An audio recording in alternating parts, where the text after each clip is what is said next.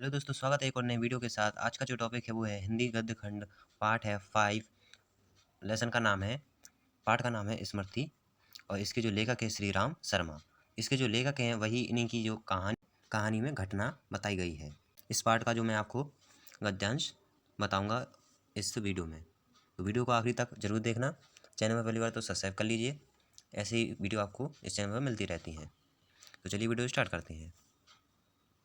सबसे पहला गद्यांश पहला है जो मैं आपको पढ़ के बताता हूँ। हम दोनों भाई अपना अपना डंडा लेकर घर से निकल पड़े। उस समय उस बबूल के डंडे से जितना मोह था उतना उस उम्र में राइफल से नहीं। मेरा डंडा अनेक सांपों के लिए नारायण वाहन हो चुका था।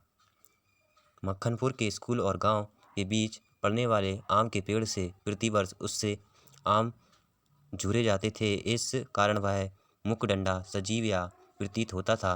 प्रसन्न हम दोनों मक्खनपुर की ओर तेजी से बढ़ने लगे। चिट्ठियों को मैंने टोपी में रख लिया क्योंकि कुर्ते में जेब ना थी। ये इस पाठ का पहला वाला गद्यांश है। अब इसकी मैं आपको संदर्भ बताता हूँ। प्रस्तुत गद्यांश हमारी हिंदी पाठ्य पुस्तिका के गद्य खंड के स्मृति नामक पाठ से लिया गया है। इसके लेखक श्री राम शर्मा हैं। ये हो गया हमारा इस पहला वाले गद्यांश का संदर्भ। आप लोग देख सकते हो, प्रस्तुत गद्यांश हमारी हिंदी पाठ का गद्य खंड के स्मृति नामक पाठ से लिया गया है। इसके लेखक श्री राम शर्मा है। अब मैं इसकी आपको रेखांकित अंश की व्याख्या बताता हूँ।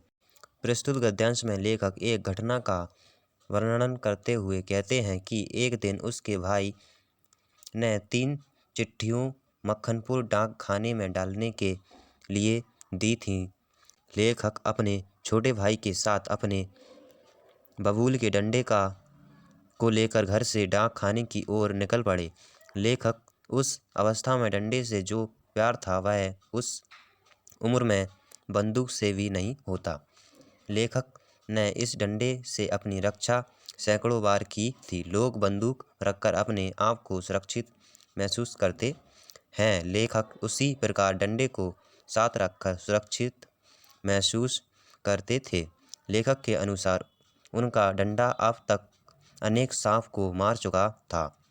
वह डंडा सांपों के लिए शत्रु का समान था। लेखक ने अपने डंडे की तुलना नारायण से की है क्योंकि जिस प्रकार नारायण वाहन गरुड़ होता है और वह पलक झपकते ही सांप को मार देता है, उसी प्रकार लेखक का डंडा सांपों को मार देता है। लेखक और उसका भाई स्कूल जाते समय आम तोड़ते थे। वह उसके लिए उसका डंडा जीता जागता मित्र था।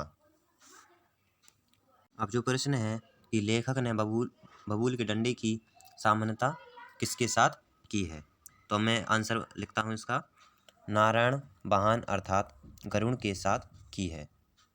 ये हो गया इसका आंसर। अब गद्यांश मैं आपको दूसरा बता देता हूँ। आश्कमक्त जैसे घास चरते हुए हिरन की आत्मा गोली से हत होने पर निकल जाती है और वह तड़पता रह जाता है, उसी भांति वे चिट्ठियों क्यों टोपी से निकल गई, मेरी तो जान निकल गई।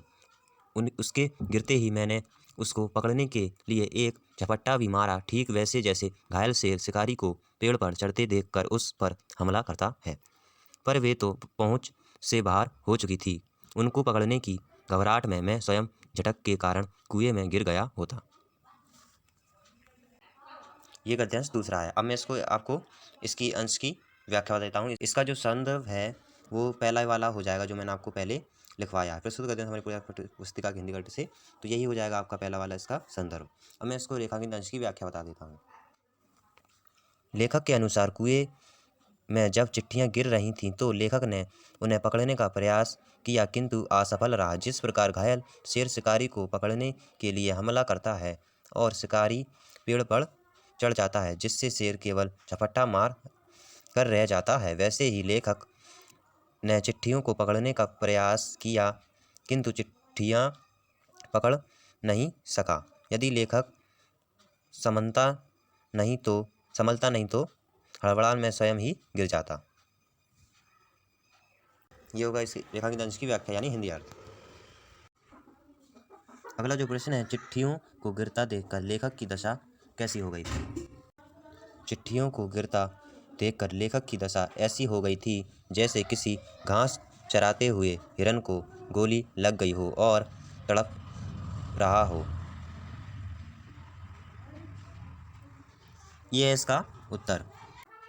कुएं की पाट पर बैठ हम रो रहे थे, छोटा भाई डांटे मारकर और मैं चुपचाप आंखें दबदबाकर।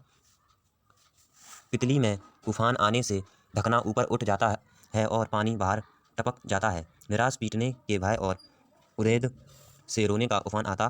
पलकों के ढकने भीतर भावों को रोकने का प्रयत्न करते, पर कंपलों पर आंसू ढलक ही जाते थे। माँ की गोद की याद आती थी। जी चाहता था कि माँ आकर छाती से लगा ले और लाड़ प्यार करके कह दे कि कोई बात नहीं, चिट्ठियाँ फिर लिख ली जाएंगी। यह है गद्यांश तीसरा। तो अब मैं इसको आपको रेखांकित अंश की व्याख्या बताता हूँ। संदर्भ इसका यही पहला वाला हो जाएगा जो मैंने आपको पहले बताया है। पूर्ववत करके आपको कॉपी में लिख लेना है, लेकिन एग्जाम एंड टेस्ट में ऐसा नहीं लिखना है, आपको पूरा लिखना होगा संदर्भ। गद्यांश में बताया गया है कि लेखक और उसके छोटे भाई का कारण था कि चिट्ठियों के कुएं में गिर जाने से बड़े भाई के द्वारा पिटाई का डर के मारे घबराहट से लेखक की स्थिति चूहे पर रखी पितली के समान हो गई थी, जिस पर आँच के कारण थोड़ा से ढक्कन खराब हो जाता है और उसमें से भाप निकलती है। लेखक के मन में भी ऐसा ही तूफान चल रहा था और उस तूफान के कारण भाव के जैसे उसके आंसू किनारा खोलकर आंखों के रास्ते ढलक गए। ये हो गया इसका गद्यांश तीसरे का। तो इसका जो प्रश्न है, लेखक के रोने का क्या कारण था? जो चिट्ठियां बड़े भाई ने डाक खाने में डालने के लिए दी थीं वे कुएं में गिर गई थीं और बड़े भाई पीटने का भय होने के कारण लेखक व उसका भाई रो रहे थे। गद्यांश 4 है, दृढ़ संकल्प से दुविधा की बेड़ियां कट जाती हैं, मेरी दुविधा भी दूर हो गई। कुएं में घुसकर चिट्ठियों को निकालने का निश्चय किया। कितना भयंकर निर्णय था, पर जो मरने को तैयार हो उसे क्या मूर्खता और बुद्धिमत्ता से किसी काम को करने के लिए कोई मौत का मार्ग ही स्वीकार कर ले, और वह भी जान बूझकर, तो फिर वह अकेला संसार से भिड़ने को तैयार हो जाता। और फल की क्या चिंता, फल तो किसी दूसरी शक्ति पर निर्भर है।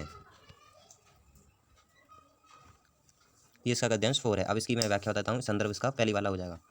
लेखक कहता है कि जब कोई व्यक्ति मूर्खता या अत्यधिक बुद्धिमत्ता से अपनी जान हथेली पर रख दे, तब ऐसे मनुष्य कठिन से राहों पर भी चलने के लिए तत्पर हो जाते हैं और जीने मरने का विचार छोड़कर अकेले ही संसार से लड़ने के लिए तैयार हो जाते हैं। वे शरीर अपनी कर्म ध्यान नहीं देते, फल की इच्छा ना ही करते, और क्योंकि फल देने ईश्वरी शक्ति पर निर्भर है, लेखक ने भी कुएं से चिट्ठियां निकालने का निर्णय ले लिया था। उसका परिणाम जो होता। ये इसका हो गया गद्यांश। ये गद्यांश की व्याख्या हो गई। ये गद्यांश था 4। इसकी जो मैंने आपको व्याख्या बता दी है। अब मैं इसका जो एक प्रश्न है, दुविधा की बेड़ियां को कैसे काटा जा सकता है? दृढ़ संकल्प के द्वारा काटा जा सकता है। आपको गद्यांश 5 बता देता हूँ। छोटा भाई रोता था और उसके रोने का तात्पर्य था कि मेरी मौत मुझे बुला रही है। यद्यपि वह शब्दों से ना कहता, वास्तव में मौत सजीव और नग्न रूप में कुएं में बैठी थी, पर उस नग्न मौत से मुठभेड़ के लिए मुझे भी नग्न होना पड़ा। छोटा भाई भी नंगा हुआ, एक धोती मेरी, एक छोटे भाई की, एक चने वाली 2 कानों से बांधी हुई धोतियाँ, 5 धोतियों और कुछ रस्सी मिलाकर कुएं की गहराई के लिए काफ़ी हुई। हम लोगों ने धोतियाँ एक दूसरे से बांधी और खूब खींच कर अजामा लिया कि गांठें कड़ी हैं या नहीं। तो मैंने ये आपको बता दिया है इसका गद्यांश 5 है जो इसको अब मैं गद्यांश 5 बता दिया है। अब इसका मैं आपको रेखांकित अंश की व्याख्या बताता हूँ। यानी लेखक कहता है कि जब उसने कुएं में जाकर चिट्ठियां निकालने का निर्णय लिया तो उसका छोटा भाई रोने लगा। उसके रोने का अर्थ था कि नीचे जाने में खतरा है, वहाँ मौत विद्यमान हो, वहाँ शब्दों से कुछ नहीं कहा जा सकता था, पर उसका रोना सब कुछ कह रहा था। सच तो यह था कि सांप के रूप में साक्षात मौत खड़ी थी और उस नग्न मौत से लड़ने के लिए लेखक को भी अपने वस्त्र उतारने पड़े, अर्थात नीचे जाने के लिए रस्सी के रूप में धोती का प्रयोग करना पड़ा। ये होगा इस गद्यांश का हिंदी अर्थ। अगर जैसे कि थोड़े बहुत छोटे बहुत इसमें जो शब्द हैं वो गलत हो जाते हैं तो आप उसे ठीक कर लीजिए करें, और वही आपको कॉपी में अच्छे से लिख लिया करें, क्योंकि मैं नहीं चाहता कि थोड़ा सा भी आपका कॉपी में गलत हो जाए। ठीक है, तो इस बात का आप लोग विशेष ध्यान दें। अगला जो क्वेश्चन है, कुएं में मौत किस रूप में उपस्थित है? सांप के रूप में। तो ये है, मैंने आपको गद्यांश बता दिया है।